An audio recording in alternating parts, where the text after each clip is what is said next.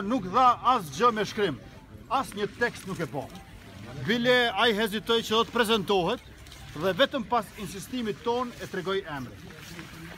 Me qenë se ne nuk dolem nga makina pa na e dhënë urdhër arrestin ose flet arrestin në formë teksti, atëherë na nxorën me dhunë, na i vendosën prangat dhe më dërguan në stacionin e policisë Qendra.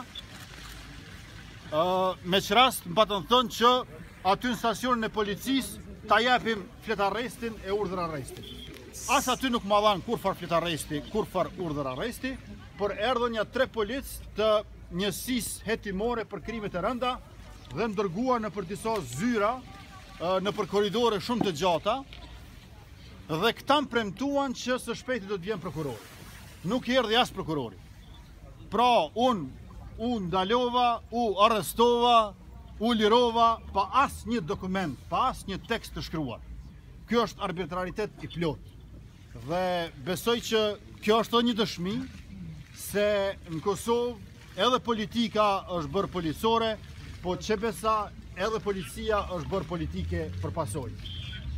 Unë ju falenderoj gjithë juve për këtë demonstratë fuqishme kundër zajednicës, për lirimin tim, kundër demarkacionit me malën e zi, dhe ne njëri tjetrin e inkurajojmë që të mos ndalemi derisa të ndalim edhe pretendimet e malën e zi për tokat tona, edhe pretendimet e Serbisë për mes zajednicës. Pra, nëse ne nuk ndalemi, këta ndalemi. Dhe ne nuk duhet të ndalemi asnjëherë gjithkund në Kosovë në mënyrë që bashkë të realizojmë Republikën e Kosovës ashtu që ka emrin. Pra edhe Republikë...